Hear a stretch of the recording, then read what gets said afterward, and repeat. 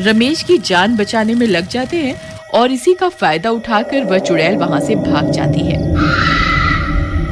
अरे भाइयों, वह देखो, वह चुड़ैल तो अंधेरे का फायदा उठाकर यहाँ से भाग गई। फिर सब गांव वाले ललिता को एक पेड़ से बांध देते हैं। रमेश भाई, आज तुम्हारी पत्नी की वजह से वह चुड़ैल हमारे हाथ से निकल गई।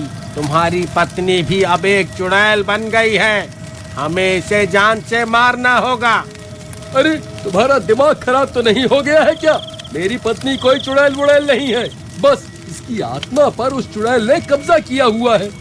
अगर हम उस चुड़ैल को मार दे तो मेरी पत्नी भी ठीक हो जाएगी। लेकिन वह चुड़ैल तो भाग गई, अब क्या करें? अब तो वह चौकन्नी हो गई होगी, अब उसे पकड़ना बहुत मुश्किल हो गया है।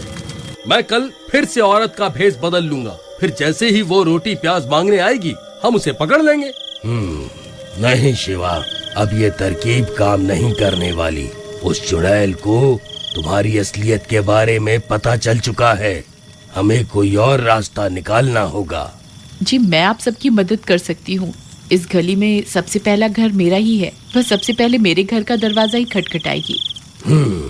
ठीक है, फिर हम कल का इंतजार करते हैं। फिर अगली रात होने पर वह चुड़ैल फिर से गांव में आती है और मीना के घर का दरवाजा खटखटाती है। मीना खिड़की से झांककर उस औरत को देख लेती है और समझ जाती है कि वह एक चुड़ैल है। फिर वह औरत उससे भी रोटी और प्याज मांगती है। मैं बहुत भूखी हूँ, मेरी मदद करो ना, मुझे कुछ खाने को दे दो। एक काम करो, एक रोटी ही बना दो और साथ में एक प्याज दे दो, मैं उसी से अपनी भूख मिटा लूंगी। मीना उसके लिए रोटी और प्याज लेकर बाहर जाती है। फिर उसके बाहर जाते ही वह चुड़ैल उसकी आंखों में आंखें डालकर उसकी आत्मा को खींचने लगती है।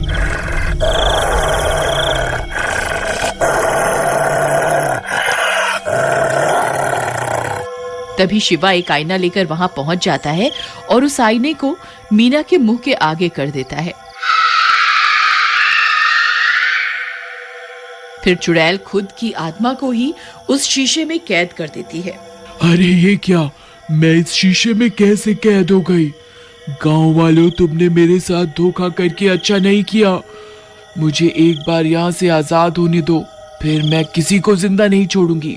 फिर सभी गांव वाले भी वहाँ पहुँच जाते हैं। शिवा भाई, तुमने बहुत बढ़िया काम किया। शिवा भैया, एक काम करिए, इस शीशे को तोड़ दीजिए। इस शीशे के टूटते ही इस चुड़ैल के भी टुकड़े टुकड़े हो जाएंगे। फिर शिवा उस शीशे को जमीन पर पटक कर तोड़ देता है और शीशे के साथ साथ चुड़ैल के भी टुकड़े टुकड़े हो जाते हैं। मर गई रे। फिर चुड़ैल के मरते ही वे दोनों औरतों की आत्मा भी आजाद हो जाती है और रमेश की पत्नी भी ठीक हो जाती है। तुम ठीक तो हो ना? तुम्हें कुछ हुआ तो नहीं ना? जी, मैं बिल्कुल ठीक हूँ। फिर इसी तरह उस प्याज मांगने वाली चुड़ैल से पूरे गांव को मुक्ति मिल जाती है।